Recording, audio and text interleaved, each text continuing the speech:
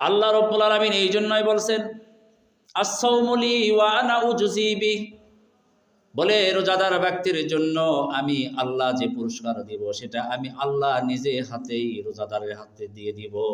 সুবহানাল্লাহ। অন্য জায়গায় বলছেন রোজাদারের পুরস্কার আমি আল্লাহ নিজেই, বলেন সুবহানাল্লাহ।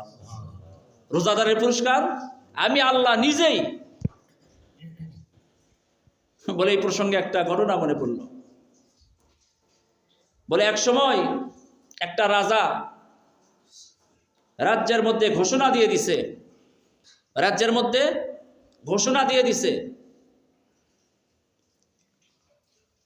যে আমার যে সম্পদ আছে এই সম্পদের মধ্যে যে যেই সম্পদ হাত দিয়ে ধরবে তাকে ওই সম্পদের মালিকানা বানায় দিবে। কি করে দিবে? বলে তাকে ওই সম্পদের মালিকানা করে দিবে। একবারে এলান করে দেওয়া হয়েছে,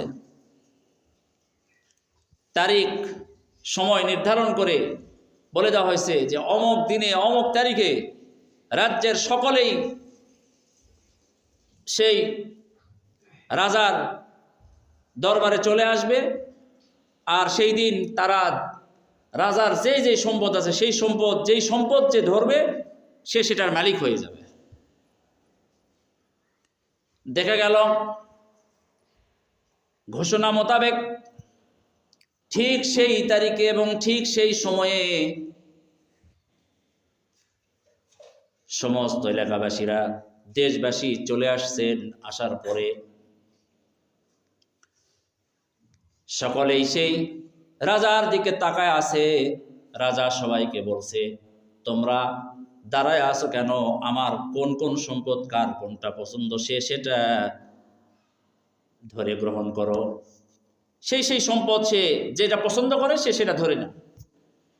হুকুম মোতাবেক সকলেই সবচাইতে যে বড়, সবচাইতে বেশি মূল্যবান, সবচাইতে বেশি দামি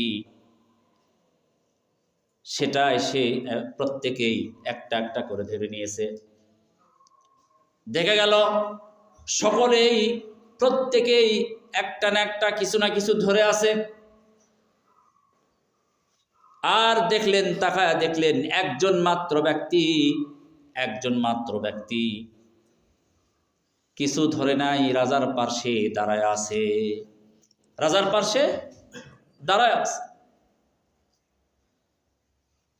রাজা তাকায়া দেখলেন কি ব্যাপার, সবাই একটা না একটা সম্পদ ধরছে, তুমি কেন ধরো নাই?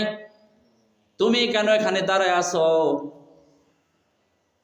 তখন সেই ব্যক্তি উত্তর দিল, বলে আমিও তো ধরছি। বলে কি ধরছো? বলে আমি আপনার পার্শ্বে আপনার পাঞ্জাবির কোনা ধরে আছি। বলে ওরা তো সম্পদ ধরছে, তুমি আমার পাঞ্জাবির কোনা ধরে থাকলে কেন? সেই ব্যক্তি উত্তর দিচ্ছে, বলে ওরা তো একটা জিনিস ধরছে, যেটা ধরছে সেটাই পাবে, দ্বিতীয়টা পাবে না। আর আমি আপনার পাঞ্জাবির কোনা ধরছি মানে রাজাকে ধরছি। আর রাজাকে ধরা মানে ওরা যেটা নিয়েছে সে সেটা, এটার পরে যত সম্পদ থাকবে সমস্ত সম্পদ আমি মালিক হয়ে যাব। সুবহানাল্লাহ। বলে তেমনি করে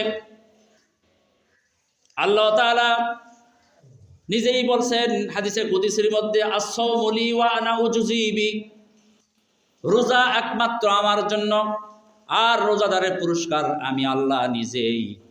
তাই আমরা রোজার মাধ্যমে যদি আল্লাহকে পেতে পারি, আল্লাহর নৈকট্য হাসিল করতে পারি, কিয়ামতের ময়দানে আল্লাহ রাব্বুল আলামিনের যত সম্পদ আছে অর্থাৎ আল্লাহর জান্নাত আছে, এই ব্যক্তিরাই, রোজাদার ব্যক্তিরাই আল্লাহর জান্নাতের মালিক হয়ে যাবে।